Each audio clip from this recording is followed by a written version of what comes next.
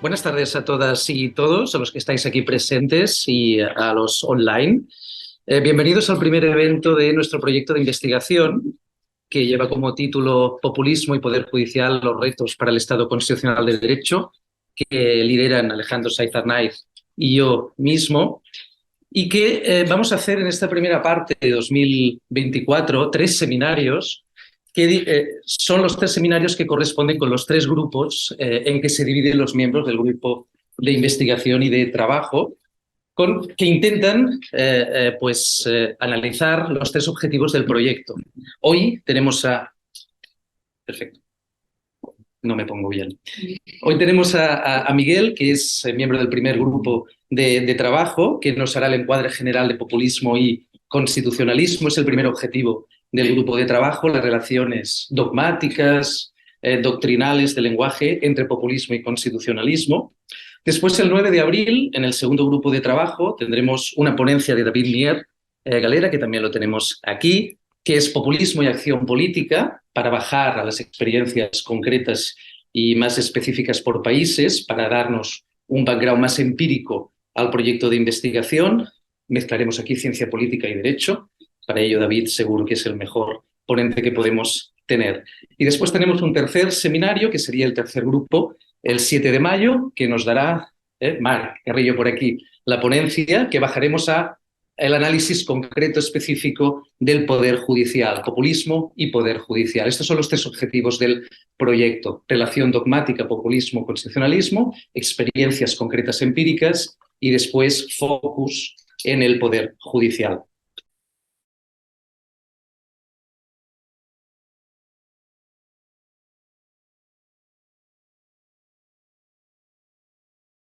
Y que ya os iremos informando a medida que las vayamos organizando y que evidentemente estaréis todos también invitados a participar. Hoy tenemos primero a Miguel en el primer evento. No hace falta que lo presentemos, es un viejo conocido de la casa, catedrático de Derecho Constitucional de la Universidad de Cádiz, que nos dará este encuadre general: populismo y constitucionalismo. Gracias a todos los que estáis presentes, especialmente a Maite Celaya, que también es miembro del equipo y que viene especialmente del País Vasco, de la Universidad del País Vasco. Y gracias también a Luna por toda la organización de hoy y de todos los seminarios que vamos a realizar. Miguel, cuando tú quieras. Muchas gracias. Buenas tardes. Estoy un poco impresionado por ver cómo está llena la sala de personas cualificadas que van a escucharme los próximos minutos. Yo estoy muy contento de participar en este proyecto. Os agradezco a los dos directores porque me parece que, bueno, ese es el tema, ¿no?, de nuestro tiempo, es entender qué es lo que nos ocurre. Y además quiero deciros que me ha gustado mucho cómo lo planteáis, porque el proyecto pues, no solo quiere hacer un diagnóstico, sino que también pues, se propone ofrecer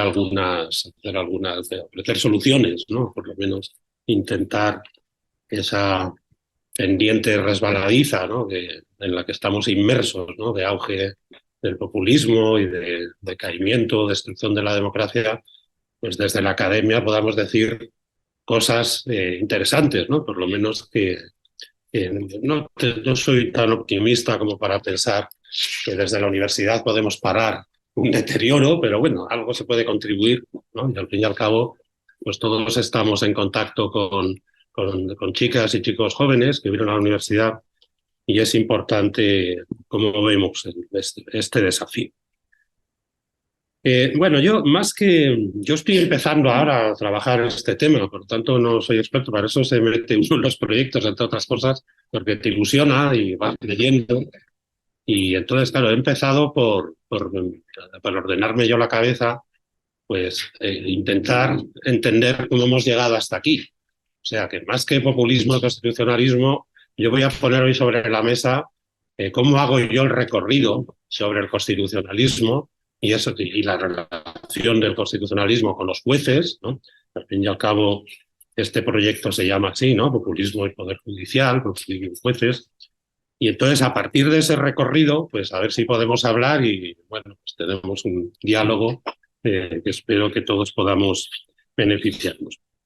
Entonces, como digo, lo importante pues es casi como hacer un striptease, ¿no?, intelectual sobre qué es lo que yo entiendo por constitucionalismo e intentar, repito, pues dónde estamos. Y ese recorrido del constitucionalismo más o menos es el que yo explico siempre. Disculparme, pero lo voy a hacer a través de una serie de estaciones, ¿no? Creo que he preparado pues, 10 estaciones para desembocar en populismo y, bueno, y un corolario, intentar ver qué es lo que se puede hacer, si es que se puede hacer. Bueno, narrativa, vamos a ver. Pues primero, constitucionalismo y jueces. Yo aquí siempre parto de la idea de que el constitucionalismo pues es una ideología light, delgada, cuya esencia pues es plantearse el problema de cómo limitar el poder. Y cómo establecer estructuras políticas que funcionen de tal manera que el poder pues, no devenga descontrolado. Y esa idea tan simple, tan sencilla, pues ha estado presente en el discurso político pues, desde hace muchos siglos. De tal manera que yo soy de los que creo que efectivamente hubo un ancient constitutionalism antes de la escritura, antes del momento de la escritura de las constituciones. Por lo tanto, siempre explico que en la esencia del constitucionalismo, desde el siglo XIII, desde la Edad Media prácticamente, los inicios de la modernidad, pues hubo documentos, ¿no?, la Carta Magna, la célebre cláusula 39, cuya esencia era, como se dice ahora, pues empoderar a los jueces. ¿Para qué? Pues empoderarles para que puedan aplicar un derecho tradicional y de tal manera que intervenir en la libertad, intervenir en la propiedad, exige atravesar un procedimiento justo, ¿no?, y someterse a lo que ya allí se llama the Supreme Law of the Land, la suprema ley de la tierra. Y eso que está en un documento medieval, que bueno, no tiene nada que ver con el entendimiento contemporáneo de las declaraciones de derechos, pues en la simpleza de la idea, pues permea toda la evolución constitucional inglesa y tiene un punto de llegada que es importantísimo, ¿no? Hay como un continuum, ¿no?, entre esa afirmación, ¿no?, de la suprema ley de la tierra y el proceso de independencia de los Estados Unidos. O sea que los dos filones, ¿no?, de experiencia constitucional en el ámbito euroamericano, como lo queramos llamar, pues uno de ellos tiene sus raíces en esa tradición inglesa y la reafirma, la recupera ya en momentos de escritura, en momentos de un ejercicio de poder constituyente sui generis, ¿no?, que sobre todo para reafirmar la independencia, es sobre todo, pues como suele ocurrir siempre con los derechos y con los procesos de independencia, para denunciar los agravios, denunciar las injusticias padecidas y en base a esa denuncia, pues escribir por vez. Bueno, ha habido escritura de constituciones, pero vaya, las dos constituciones más importantes, ¿no?, de la época moderna pues serían 1787 Estados Unidos y Revolución Francesa, Declaración de Derechos más Constitución de 1791. Y ese recurso, que es un recurso donde la idea de lo político y de hacer presente una voluntad general, pues está en la, digamos, en la retaguardia, ¿no?, del proceso, pero no llega a hacerse presente de manera explícita, de manera empática, pues va a desembocar en las dos aportaciones básicas, ¿no?, de la experiencia constitucional norteamericana en el punto de arranque. Una es el federalismo, que exige juez, el federalismo exige juez, y otro, pues es ese recurso que siempre explicamos que culmina en Marbury contra Madison. Ya Marbury contra Madison aporta el control de constitucionalidad de la ley, el control de constitucionalidad de la ley. ¿Cómo explicamos luego, César, que viene del otro lado del Atlántico, me perdonará, pero en Europa esto luego hacemos como una especie de cortina de humo y cuando hemos llegado como por arte de birlibirloque, una vez que en 1803 hubo la sentencia de Marbury contra Madison, pues volvemos los ojos a Europa. Y ahí explicamos que entonces en Europa pues, fue un momento de florecimiento, ¿no? Del Sieyès, de la voluntad general, del derrumbamiento de la soberanía monárquica, la idea esa que es tan pesante, ¿no? De un poder absoluto para trasladarla a un ente ficticio, a la nación, o la vertiente 1793 al pueblo. Previamente nos explicamos que todo ese proceso inicia con una declaración de derechos, una declaración de derechos, y eso nos sirve o nos da pie para luego explicar también esa vertiente pues, con la idea de las generaciones de los derechos. Primera, 1789, pues es una declaración que está imbuida, diríamos hoy, de justnaturalismo, ¿no? O sea, eso de que como que hay un núcleo, ¿no? Libertad, propiedad, seguridad, resistencia a la opresión, ¿no? Muy bonito eso de la resistencia a la opresión, tiene connotaciones muy interesantes. Pero bueno, partimos de ahí y entonces explicamos los derechos, explicamos la separación de poderes. Y eso, yo no sé por qué en España siempre decimos que equivale a una idea racional normativa de Constitución. Yo creo que eso lo escribió García Pelayo en su Constitución comparado. Yo, francamente, nunca he entendido muy bien la idea de que eso sea normativo. Desde luego, racional sí lo es una apoteosis de racionalidad que culmina en la experiencia de las luces. Ahora, en ese primer momento constitucional y durante largas décadas, por ahí hay un libro que se llama El largo termidor, ¿no? El apagamiento, yo lo que explico siempre es que la suerte del derecho y la suerte de la Constitución se bifurcaron. Por un lado, la teoría jurídica y por otro lado fue la Constitución que quedó desplazada por la codificación, o sea, el derecho empezaba en el código, la Constitución era una aspiración política que tenía diversas plasmaciones, más radicales, más conservadoras, al hilo de los vaivenes de la soberanía, pero Constitución y derecho, cada uno a su aire, durante largas décadas.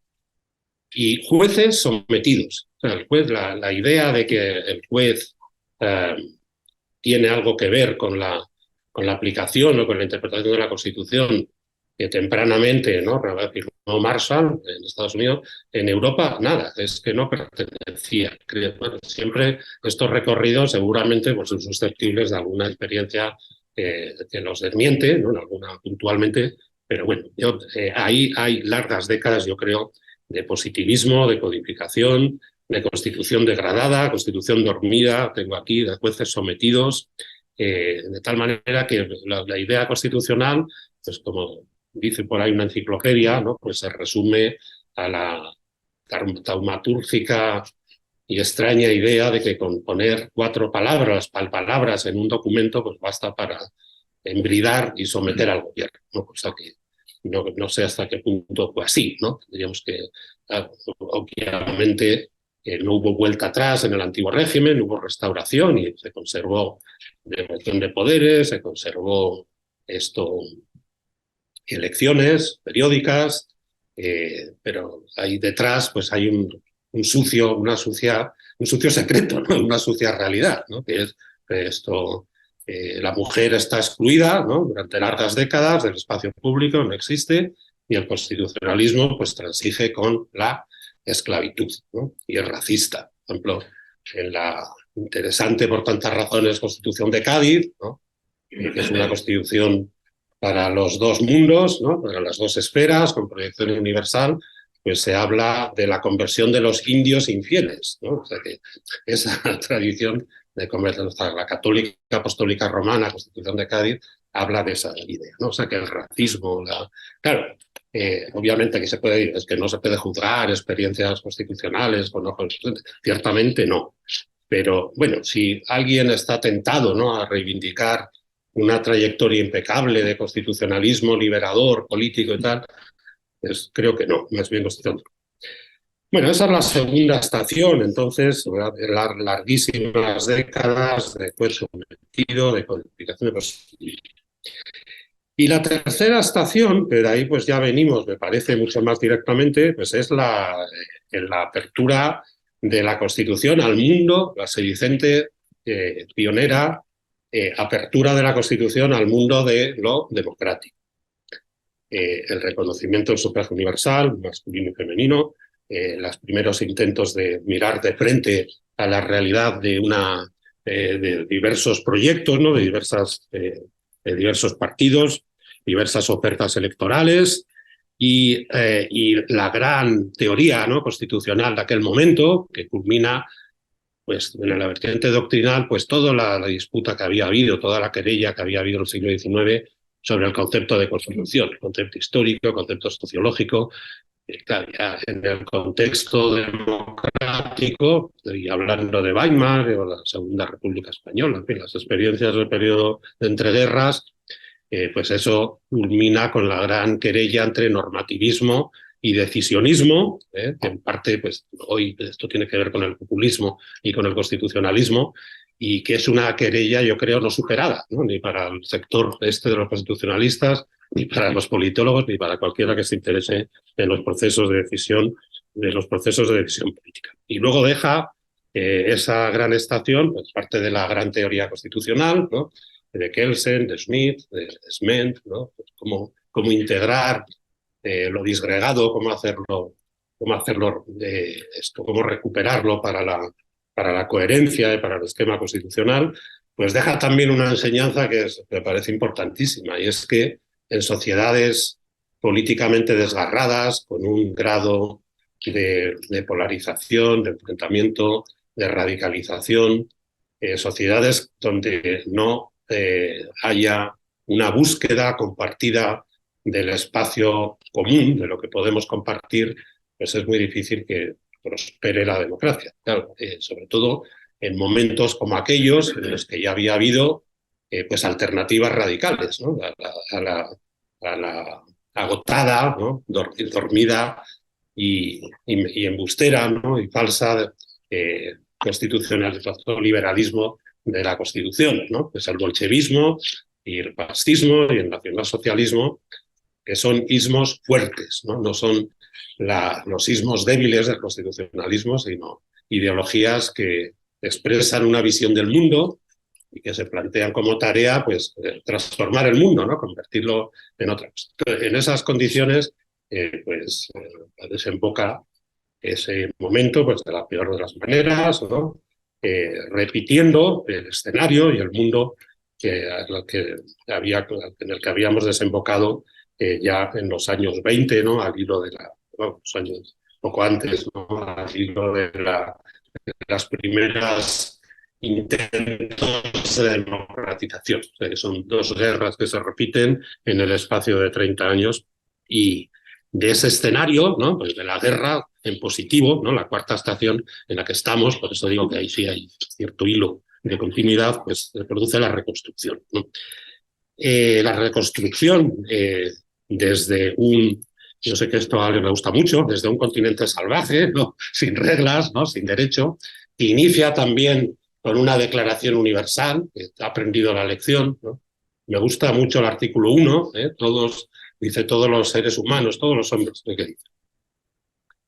Nacen libres iguales, ¿no?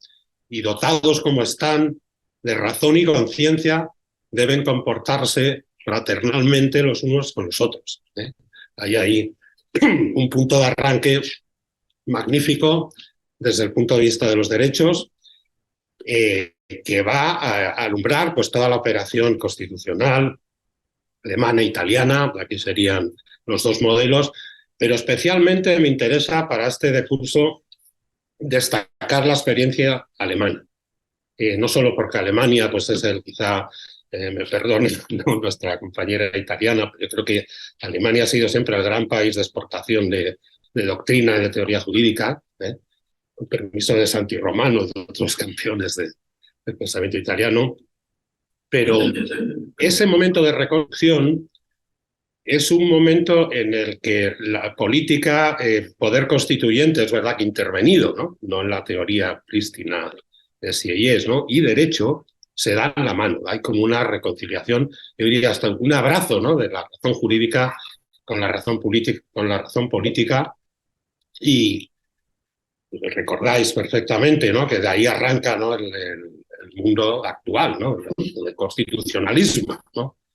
De la dignidad en el centro, tiene como algo esto impresionante, ¿no? Leer el primer artículo de la Constitución de 1949 alemana. Los derechos fundamentales vinculan a título de derecho directamente aplicable, o sea, ya se sabe que el derecho es importante, y luego el 23, que copiamos en España, como tantas cosas de Italia y de Alemania, en el artículo 9, esto dice: los poderes ejecutivo y judicial están sujetos a la ley, el poder legislativo a la ley y al derecho. Es interesante esa bifurcación, que en España creo que está en el 103 para la administración, ¿no? A la ley y al derecho.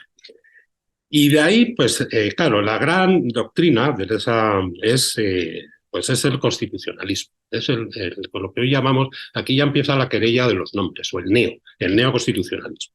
¿Dónde arranca el neoconstitucionalismo? Pues arranca en el Marbury versus Madison europeo. El Marbury versus Madison europeo es el caso Luce, el famoso caso Luce, resuelto en la primera 50, ¿no? Por el Tribunal Constitucional alemán, ¿no? De donde se sacan los juristas estos que se sentaban en el tribunal, que tenían una impronta pues más bien conservadora, se sacan la idea de los derechos como un orden objetivo de valores, ¿no? Un orden objetivo de valores que supone una autoafirmación de estatus por parte de los jueces y una reivindicación de actualización y del derecho y del cumplimiento de la Constitución, con un protagonismo por parte del juez, especialmente del juez constitucional.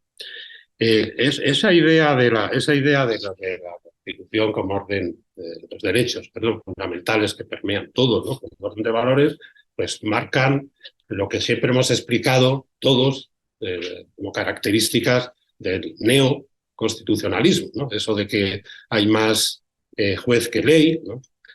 Más principios que reglas, ¿no? Más juez que ley, más principios que reglas, y más ponderación que subsunción. O sea, una apoteosis de lo, como dice uno de los grandes críticos, ¿no? de esta idea del constitucionalismo principialista, que es el filósofo del derecho español García Amado, pues un auge de lo implícito, ¿no? Donde los principios implícitos tienen capacidad de derrotar a las estipulaciones y a las reglas constitucionales con resoluciones y con soluciones del caso concreto. Esa apoteosis de lo implícito, bueno, para hacer un poco, traer a debate actual, desde luego se puede hacer un uso bien constructivo del silencio, de los silencios constitucionales. Bueno, lo dejo ahí. Entonces, lo que quiero decir dentro de este recorrido, pues, es que dentro de ese momento, es que esa posición, ¿no? Del juez, ¿no? Que se mantiene esa centralidad del Poder Judicial y especialmente del control de constitucionalidad de la ley, pero también del juez que defiende derechos y que tiene la última palabra, ¿no? Pues es lo que hace que, andando las décadas, ¿no? Funcione muy bien para consolidar la Constitución en algunos sitios, para pasar de lo autoritario a lo constitucional, para quitar entonces esto hierro político, ¿no? Y pensar que con la afirmación de unos cuantos derechos fundamentales, en el caso de España es verdad que jerarquizados y con dar la última palabra al juez constitucional, pues es suficiente para construir eso que también llamamos hoy democracia constitucional, ¿no? Que es un artefacto que se compone de muchas piezas, y que es la que está, democracia constitucional, que es la que parece que está enferma, ¿no? En estos momentos. Y ese artefacto de la democracia constitucional, con esos componentes, ¿no? Que hacen entonces de la última palabra del juez, pues la esencia, ¿no? Y se pilla todo al cumplimiento de los derechos, pues es lo que es objeto de construcciones alternativas, ¿no? En las últimas décadas también, pues en los últimos 10, últimos 15, 20 años, ¿no? Porque aquí yo ya me pierdo un poco, dado que los filósofos del derecho pues son muy dados a debatir entre ellos en qué consiste el invento del constitucionalismo, en qué relación guarda con el ius naturalismo y con el ius positivismo. Si se trata, esto también se discute, ¿no? Cuando hablamos de populismo, si se trata de una ideología, si se trata de una teoría jurídica, de una teoría política, de una idea, bueno, me pierdo un poco. Lo que sí entiendo es que ese constitucionalismo principialista pues es bastante ius naturalista, tanto a los que creemos, ¿no?, en las virtudes de la elaboración y de la formulación y la racionalidad de lo positivo, pues como que nos chirría un poco que todo esté tan poco, que todo sea tan poco claro, ¿no?, tan poco seguro, y que el valor, ¿no?, eso yo diría casi el valor maduro, ¿no?, de una sociedad que decide embarcarse en una discusión sobre temas controvertidos y transformarlo en leyes, ¿no?, les ha dado lugar muchas veces también a silencios y a una estrategia de no decidir a la espera de que el juez diga, ¿no?, y a leyes que desde el punto de vista de la calidad pues dejan mucho que desear, ¿no? Eso ya lo llamaba Carl Smith los compromisos dilatorios, ¿no? O sea, la seguridad jurídica, la centralidad de la ley, pues todo eso como que ha quedado desenfocado. Y entonces pues vienen las perspectivas críticas, ¿no? En esta, como dicen en América, en esta casa de estudios, ¿no?, está el profesor Víctor Ferreres, que yo creo que su libro sobre justicia constitucional y democracia, más citados de la producción científica española, consiste en ofrecer al juez pues vías, ¿no?, ofrecer a ese dilema, a esa dificultad contra la mayoritaria de lo constitucional, pues vías de salida, la presunción de constitucionalidad de la ley, el minimalismo constitucional, en fin, formas de evitar conflictos, aunque el profesor Ferreres, pues como todos sabemos, es un defensor, ¿no?, de la racionalidad del modelo, y luego pues escribió eso en defensa del control concentrado de constitucionalidad.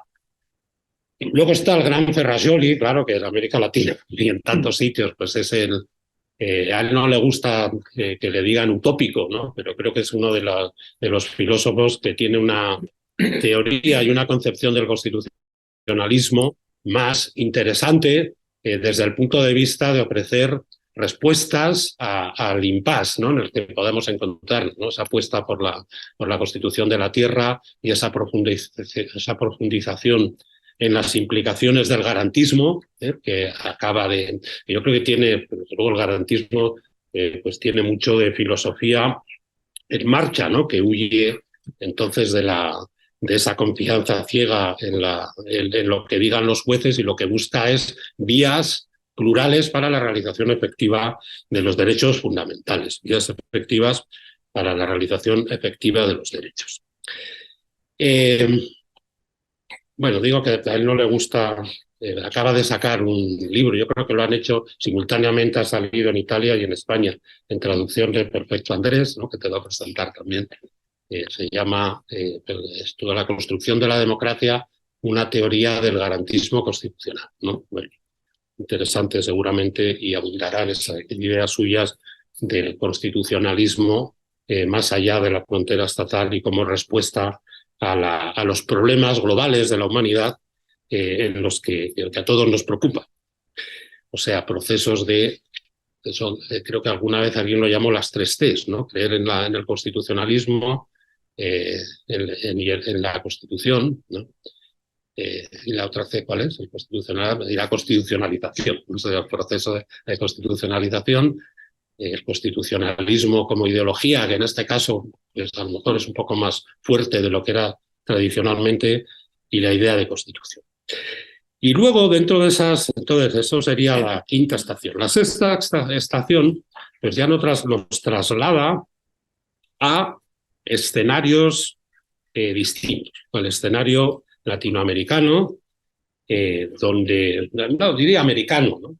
No solo sur, sino también norteamericano, porque el escenario norteamericano pues está muy presente en los debates, ¿no? Sobre qué lugar, ¿no? del juez en la interpretación de la Constitución, sobre originalismo, progresismo, interpretativismo, ¿no? Pero también está presente el constitucionalismo político. O sea, esa idea que siempre decimos de Waldron, ¿no? Que lo importante ha de ser decidido en un proceso de deliberación y no fiándolo a una sentencia judicial, ¿no? Siempre tiene una mirada condicionada por el caso que tiene que resolver y por lo tanto no puede alzar el vuelo sobre las circunstancias del caso. Y luego, bueno, todo eso está detrás, ¿no? de lo que va a desembocar en el populismo, no tengo duda de eso. Y luego lo que se ha dado en llamar el nuevo constitucionalismo latinoamericano, NCL, ¿no?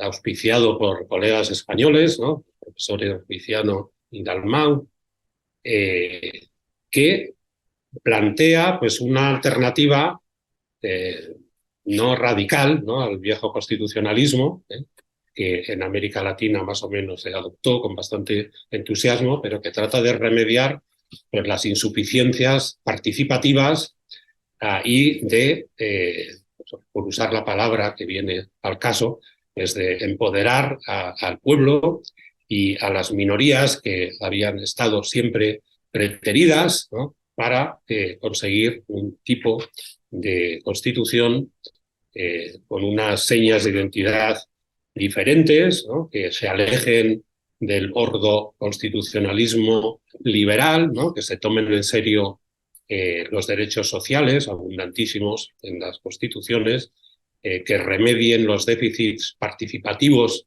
propios de la representación política y del estado de partidos en Europa, y que por lo tanto pues venga a materializar las grandes promesas ¿no? incumplidas del constitucionalismo y a producir, pues lo digo un poco con ironía, ¿no? la felicidad en la tierra, ¿no? Por fin, pues remediar todas las injusticias y alzar frente a ellas, diría, sociedades decentes, ¿no? Sociedades decentes.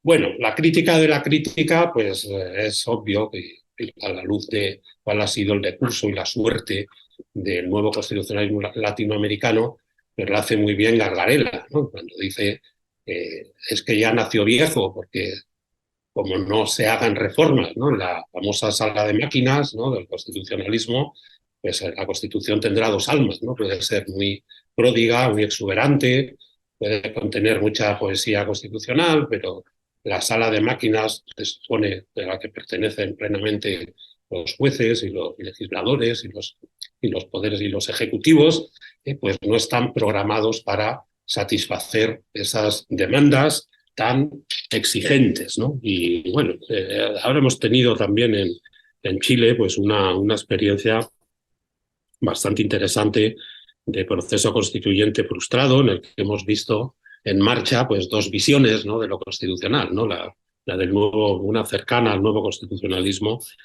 otra pues bastante conservadora, en los dos casos pues rechazadas sabiamente por el pueblo y bueno, que han conducido a Chile entonces no sé, no al punto de partida, porque las experiencias históricas nunca son en balde, pero bueno, prácticamente. Bien, bueno, eso es un poco esto, el repertorio de los conceptos de constitución. Voy por la sexta estación, ¿no? Y el debate sobre modelos de constitucionalismo que a mí se me han ocurrido. Seguramente pues me dejaré algunos en el tintero, ¿no? Que si constitucionalismo fuerte, constitucionalismo débil, pero bueno. Todos ellos, en definitiva, y el reto, ¿no? Desde el punto de vista de la mecánica, de la ingeniería constitucional, pues es cómo hacer compatible, ¿no? la voluntad constituyente, marcada en una constitución dotada de jerarquía, con rigidez constitucional, mantener vivo el apego, ¿no? del pueblo a esas reglas del juego que le permitan entonces renovar el consenso a las generaciones vivas, participar. Construir un régimen respetuoso con las minorías, y que por lo tanto repudie la tiranía, ¿no? El despotismo de la mayoría, garantizar los derechos. Bueno, claro, todos estos requisitos que cito aquí tan rápidamente, pues esto darían pie, como acabo de decir, a un espacio político ideal, ¿no? Si los hombres fueran, los seres humanos fuéramos ángeles, pues es todo eso, simultáneamente conseguiríamos cuadrar todos esos círculos, ¿no? Los derechos se cumplirían, habría participación, habría jerarquía constitucional, tendríamos vías de control, ¿no? No habría corrupción, etc. Bueno, me temo que no es el caso, ¿no? Y como no es el caso, entonces ahora creo que procede a hablar ya, sí, de populismo, procede a hablar de qué es lo que ocurrió para que cuando creíamos que después de la caída del muro de Berlín, ¿no? Pues el constitucionalismo iba a ser la respuesta universal a una forma, ¿no? Civilizada de convivencia, bueno, pues cómo se empezaron a torcer las cosas de manera tan rápida y en el espacio de apenas una década, ¿no?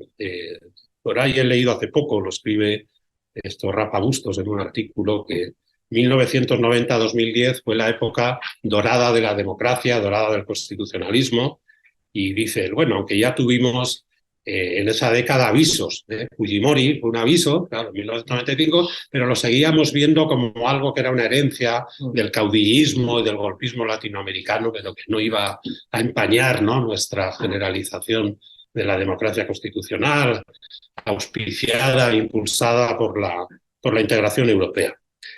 Es verdad que yo cuando leía esto, creo que el diagnóstico tampoco es muy claro que sea así, porque, bueno, en el 2001 pues hubo los atentados terroristas, del 2004, o sea, la década 2010 es una década que desde el punto de vista del respeto de los derechos es muy negativa. No creo que se pueda hacer un balance optimista en absoluto.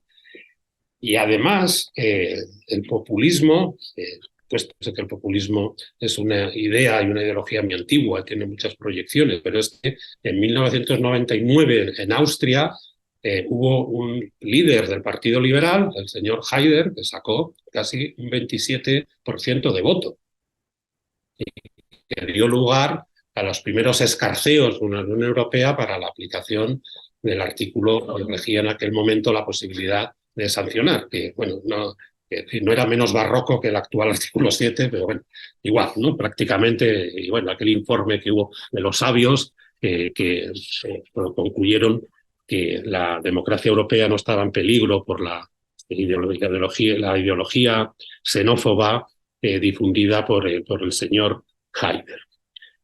Bueno, pero digamos que con esas matizaciones, es verdad que a partir de 2010, pues es que ocurren muchas cosas, ¿no? También ahí, esto ya octava estación, ¿no? Voy avanzando. La década de 2010, pues ya se generalizan los smartphones, ¿no? Qué cosa más interesante, ¿no? Empieza a haber teléfonos inteligentes y empezamos a llevar Internet en el bolsillo, ¿eh? Aquí siempre viene por la reflexión melancólica de los que no hemos nacido digitales, ¿no? Que conocimos el papel carbón y la ficha para buscar en las bibliotecas, y luego descubrimos Google, el buscador, y luego pues el teléfono, ¿no? O sea, 2010 en eso es un cambio de era, ¿no? El teléfono inteligente. Y es verdad que yo creo que eso marca, vamos a ver, eso, el tránsito de la entrada, ¿no? Generalizada, universal de las personas, ¿no? En la era digital, y el propio descontento con los rendimientos de la democracia, el propio descontento con los rendimientos de la democracia que ofrece, y de las constituciones, obviamente, que ofrecían muchas cosas, pero que se habían convertido pues en una maquinaria, ¿no? de incumplimientos, de producir descontento, de producir escepticismo, alejamiento, por lo tanto, no estar a la altura en los resultados ser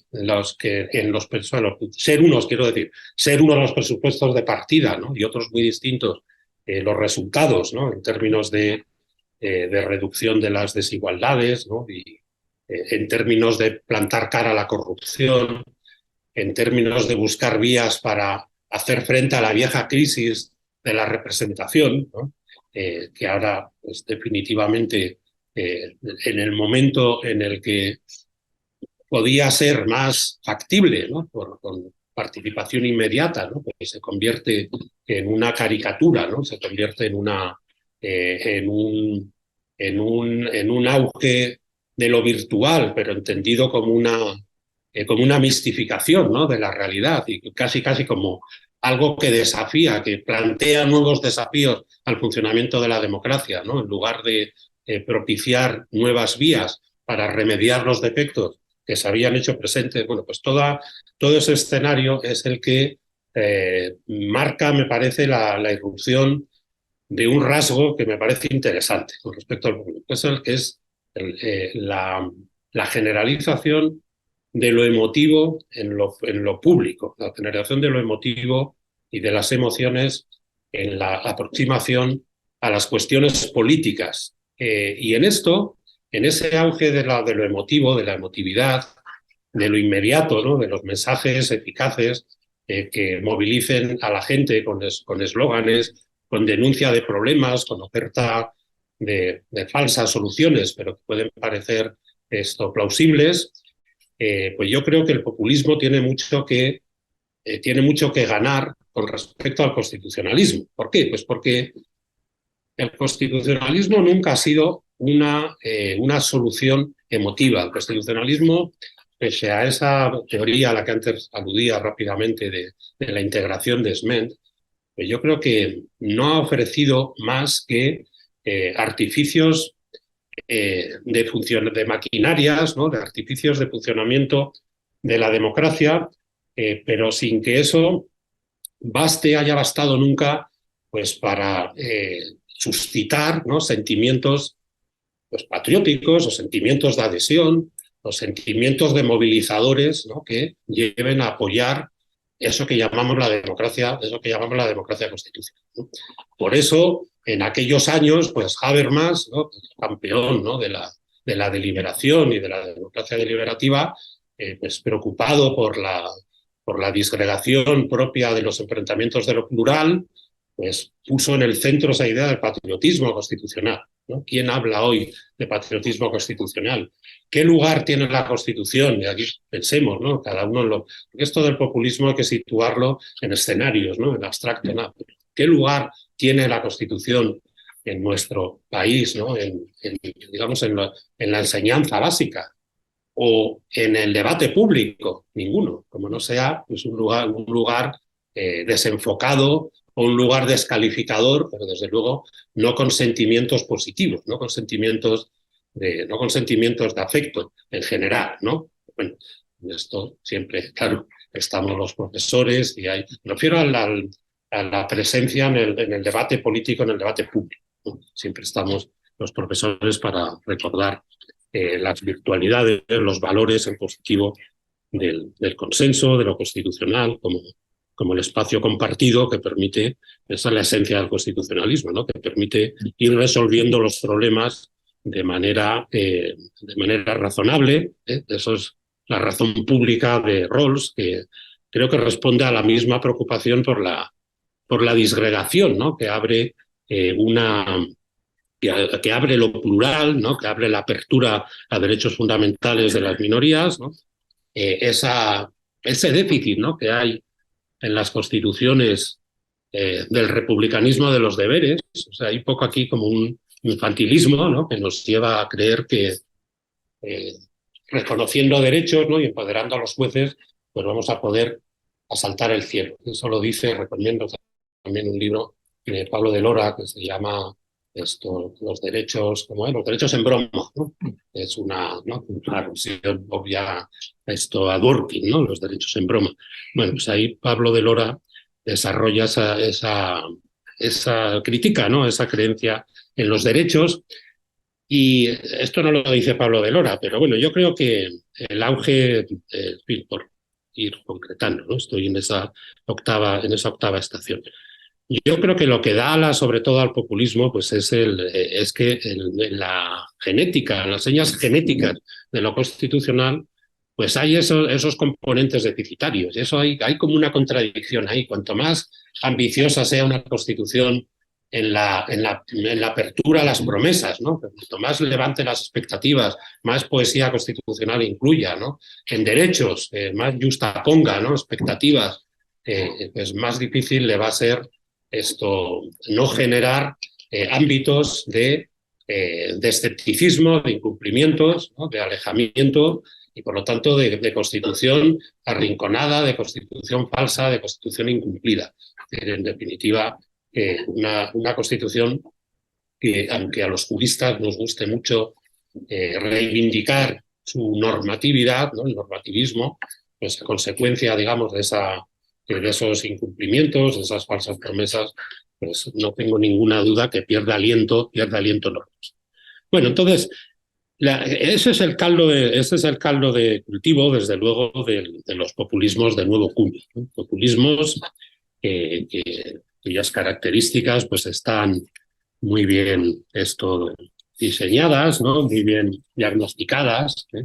Aquí tengo escrito, ¿no? Para no dejarme ninguna, ¿no? Pues hay una reviviscencia del pueblo como omnipotente, como un sujeto soberano, un deus ex machina, frente a la élite, frente a las pluralizaciones, frente a las globalizaciones o las integraciones supranacionales disolventes, o sea, una vuelta a una teología política radical, ¿no? Hay una división antagónica, bueno-malo, smithiana, amigo, enemigo, ciudadano, extranjero.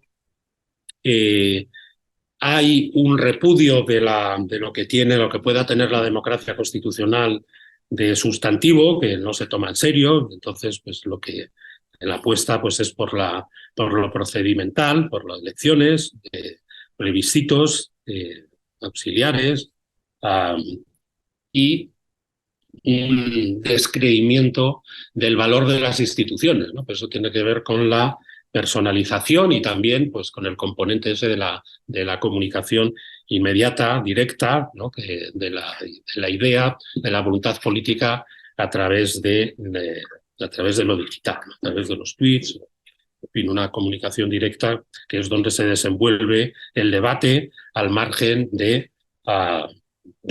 los viejos escenarios que son fantasmas, ¿no? Que son instituciones zombies, ¿no? Instituciones fantasmas, faltas de verdadera sustancia, ¿no? Imposibilitadas para defender intereses. Por más jurídico, denuncia y mofa de la ideología de los derechos humanos, del rule of law, que no resuelve. Es terrible ver el discurso que hemos podido contemplar estas últimas horas del gran campeón electoral en El Salvador, ¿no?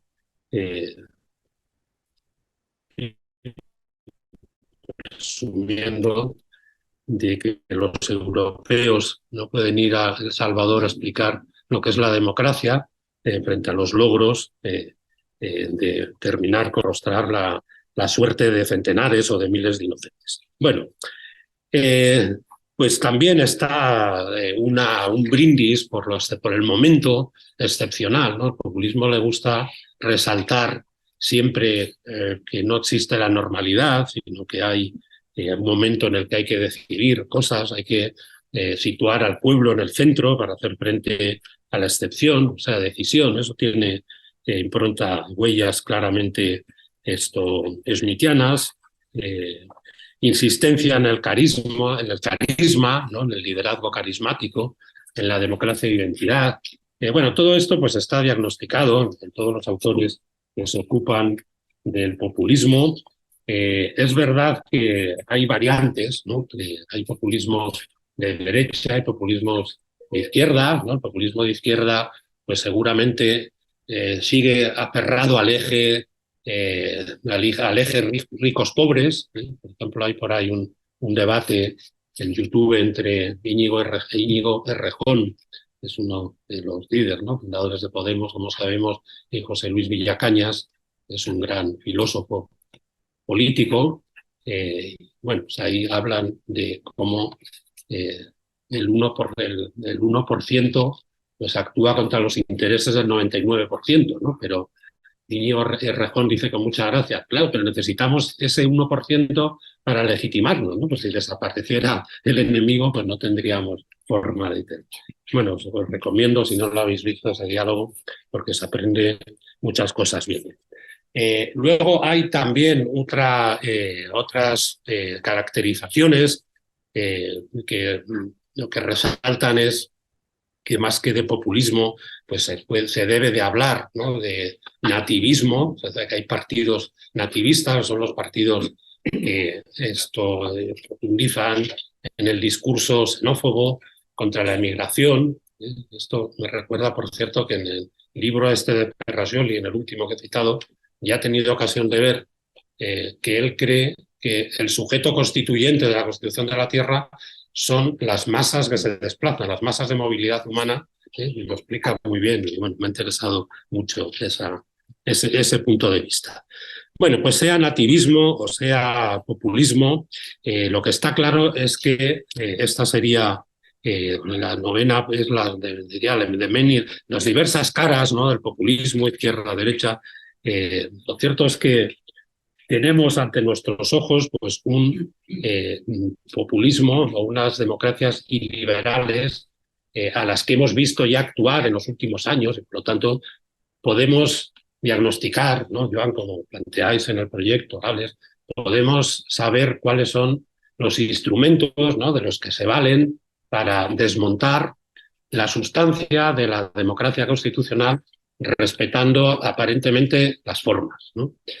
Yo no creo que tenemos la experiencia de Orbán y de Kaczynski en Polonia, y esas experiencias, pues claro, hay que seguirlas, ¿no? Hace unos días pues, leíamos un artículo de Timothy Garton Ash en el que nos cuenta cómo en Polonia actualmente están conviviendo dos visiones, ¿no? Lo difícil que es dar marcha atrás, ¿no?, cuando un país se ha deslizado por la pendiente del populismo. Hay como un punto de inflexión en el que es muy complicado la vuelta atrás, ¿no? Esto nos debe de hacer pensar también para el diagnóstico acerca de dónde estamos.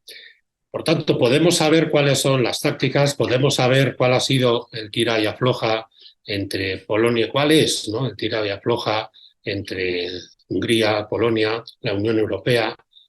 Podemos saber cómo el Tribunal de Justicia, también el Tribunal de Derechos Humanos, pues se embarcan en lo que alguien ha llamado el Estado de Derecho declarativo, o sea, se narra, ¿no?, las exigencias, se ponen intentos de parche contra el retroceso, se inventan fórmulas, ¿no?, el mecanismo eficaces, me parece, el mecanismo de la condicionalidad, está bien, ¿no?, por lo menos es un aviso, pero claro, no deja de plantear al final pues incógnitas y una visión bastante poco agradable, ¿no?, de las cosas, porque si los mecanismos sancionadores, ¿no?, del artículo 7 no funcionan, son imposibles de llevar a cabo, ¿no?, si tampoco cabe, ¿no?, pues eso sí que es hiperbarroco, ¿no? ¿Cómo es posible la expulsión de un miembro que no respete los valores del artículo 2? Bueno, este es otro problema, otro escenario que yo aquí dejo solo apuntado y que a lo mejor pues permitiría profundizar en ese reto de qué hacer, ¿no? Cómo plantamos cara. Y luego la 10ª estación, pues es un poco como culminación de todo esto, pues también quiero citar, o sea, mi diagnóstico tampoco es muy optimista, desde luego, creo que podemos redoblar, ¿no?, nuestra confianza en las virtudes del Estado constitucional, pero me parece que como no miremos es decir, como no plantemos cara con el discurso, con un discurso más, ¿cómo lo diré?, más agresivo, ¿no?, con más convencimiento, ¿no?, y que teniendo posibilidades, ¿no?, de sancionar, ¿no?, a quienes no cumplen los valores, pues me parece que mal vamos. Al hilo de esto también quiero decir que me parece que yo estoy de acuerdo con Werner Müller, que es uno de los especialistas de toda la democracia militante, bueno, que me ha interesado en los últimos años. Pero sinceramente creo que la democracia militante, hay acciones, ¿no?, de intransigencia, pero prohibir fuerzas políticas que se opongan a los valores demoliberales, ¿no?, que están en la base de la democracia constitucional, pues si están muy difundidos es imposible o es inútil, ¿no? Es complicado, yo creo que no es viable, ¿no? Y si es viable, pues tampoco sirve de mucho, ¿no? Pues en esto también la sazón de Río Batasuna, cada caso es un caso, o sea, lo importante es el caso concreto. Y la 10ª estación, que también es muy preocupante, esta yo creo que tiene que ver con lo que nos ocurre, con lo que nos ocurre en España, o sea, lo que hemos ido observando los últimos meses, los últimos años, que es una profundización y una carrera hacia un tipo de polarización que ha descrito muy bien otro profesor de esta universidad, en ese libro que llama de votantes, que es Mariano Torcal, que llama de votantes a hooligans, ¿no?, donde explica que España no es tanto un país, ¿no?, polarizado políticamente, como un país con una agudísima polarización afectiva. Polarización afectiva que padece, desafortunadamente, con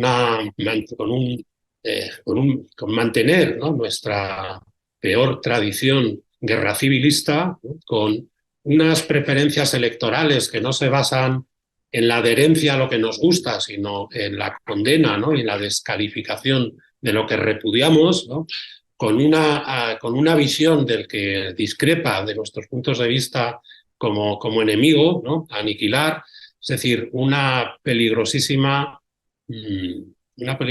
liquidación de los fundamentos de la idea que durante muchos años hizo que nuestra Constitución, que el sistema de partidos, pues produjera los resultados esperados, ¿no?, que era la búsqueda de la moderación del centro, eso del catch, o los partidos catch-all, ¿no?, de la socialdemocracia, la democracia cristiana, que encontraban espacios de acuerdo, ¿no? Eso se ha dinamitado, lo explica muy bien ese libro, y además explica otra cosa que es aún más preocupante, y es que en España los principales agentes polarizadores son los líderes políticos. Es decir, no es tanto una polarización que emerja de abajo arriba como una polarización inducida por los discursos de los líderes políticos. Es decir, Ayuso, y me gusta la fruta, es una polarizadora, no sé cómo se diría, recalcitrante, ¿no? Y eso tiene, bueno, hay que hablar de las cosas, ¿no? Tiene su respuesta en la moda que hay ahora de denuncia de la pachosfera, ¿no? El tuit, bueno, ese tipo de discursos de personas que tienen liderazgo político, que deberían de preocuparse por moderar, ¿no?, los mensajes que ponen cada día sobre la mesa, ¿no?, en las redes sociales, pues no permiten, desde luego, tener mucha confianza, ¿no?, en que el auge de los populismos no tenga contención y que podamos redoblar nuestras expectativas y nuestra confianza en la democracia constitucional. Bueno, el corolario que tenía aquí apuntado, pues, bueno, casi me lo puedo ahorrar. Pues es decir, qué hacer, ¿no? El corolario es qué hacer, cada cual, pues, desde su ámbito, para plantar cara, conociendo el peligro, ¿no?, mirándolo de frente, no eludiéndolo, sino pues responsablemente, conociendo que la polarización y la posverdad, ¿no?, y el populismo, pues son las tres P's de un artículo también. Cuando uno empieza a estudiar, esto lo agradezco, ¿no?, cualquier tema, realmente produce a veces un efecto bastante depresivo ver la abundancia, ¿no?, de producción académica, que es enriquecedora, pero que a uno le lleva a descreer de que tú puedas aportar ahí algo más, ¿no?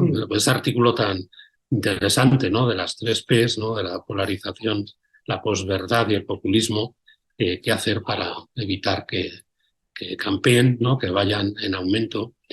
y que la democracia constitucional, pues sobre todo para las generaciones, ¿no? Que no pudieron votar la Constitución y que han crecido, la nuestra, ¿no? Me refiero, que han crecido ya digitalmente y que se informan cada día, ¿no? A través del teléfono, de X, pues les podamos presentar como algo atractivo la división de poderes, ¿no?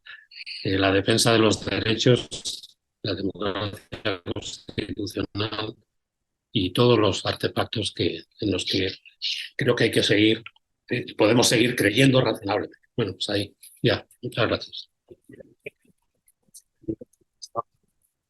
40 minutos y no he estado, perdonar porque he hablado más de una hora.